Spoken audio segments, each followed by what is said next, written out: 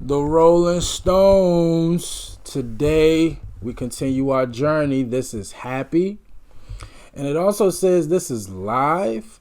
It's an official live. It's on the Rolling Stones page. I always try to so just so y'all know how I pick which videos, unless y'all directly give me the link.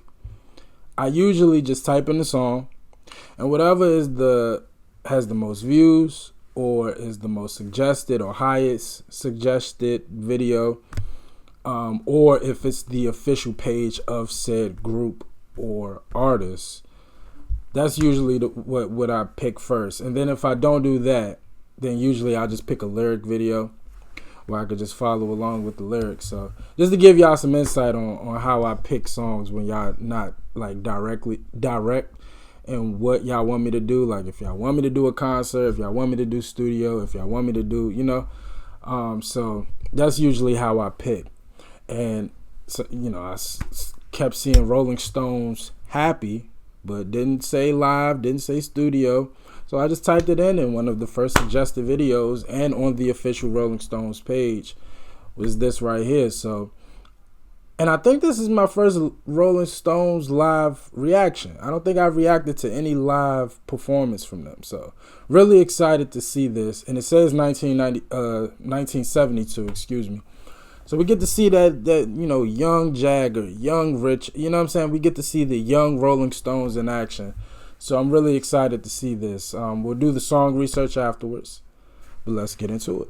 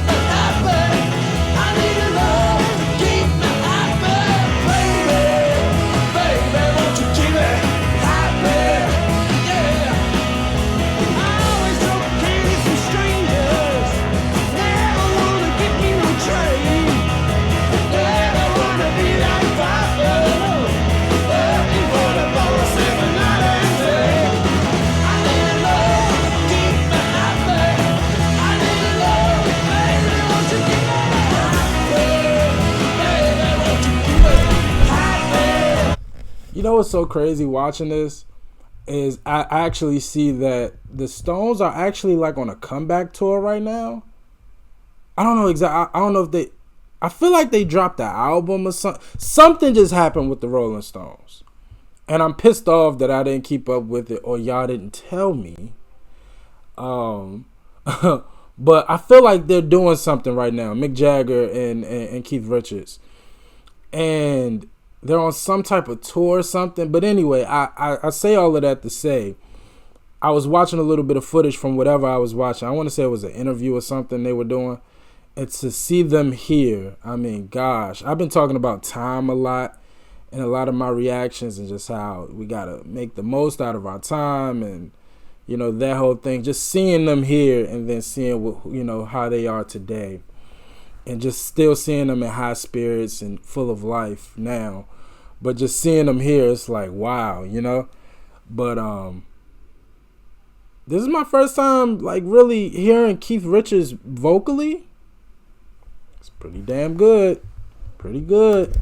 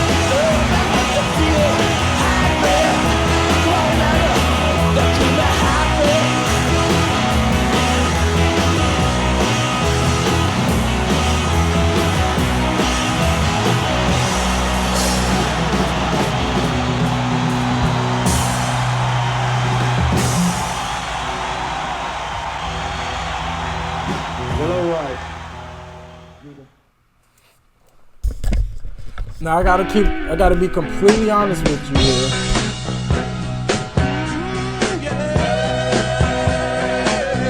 I don't know this song, so I don't want to spoil it for myself. I gotta be completely honest with y'all here. I did not hear too much of the lyrics. I'm not gonna lie. I kept hearing, I need a love to keep me happy. I need a love to keep me happy. So hold on. Before we okay, hold on. Let me see. Past sunset. Let me burn this up a little bit. It always burned a hole in my pants. Never made a school mama happy. Never blew a second chance. So no. I need a love to keep me happy. I need a love to keep me happy. Baby, baby, keep me happy. Always took candy from strangers. Didn't want to get no trade. Never want to be like Papa. Working for the boss every night and day. I really like these lyrics. Never got a flash of cocktails when I got some flesh off the bone. Never got a lift off of Learjets when I can fly way back home.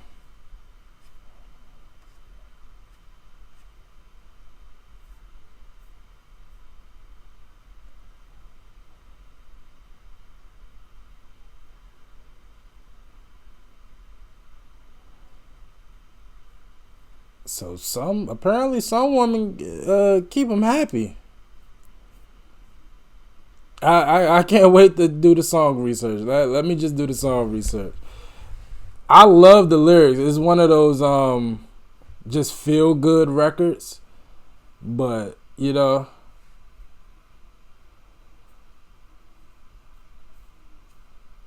one of them records where I don't feel like the lyrics is probably that important. It's just a vibe. And I love those records, but I'm curious about lyrics. From their 1972 album Exile on Main Street, featuring guitarist Keith Richards, on lead vocals. It was released as the second single from their album in July 1972, entering the Billboard Hot 100 chart at number 69 on July 15th, 1972, and reached number 22 on August 19th, 1972. Of course, Jagger and Richards wrote it. Written primarily by Keith Richards during the summer of 1971 at the Villa at Neuchâtel in southern France over the course of a single afternoon. In only 4 hours.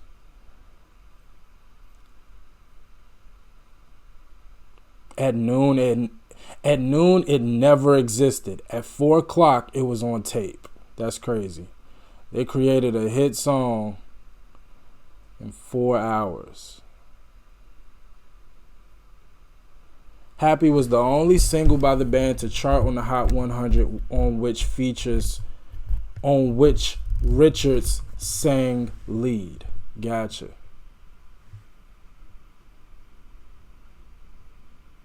Became a signature for the band.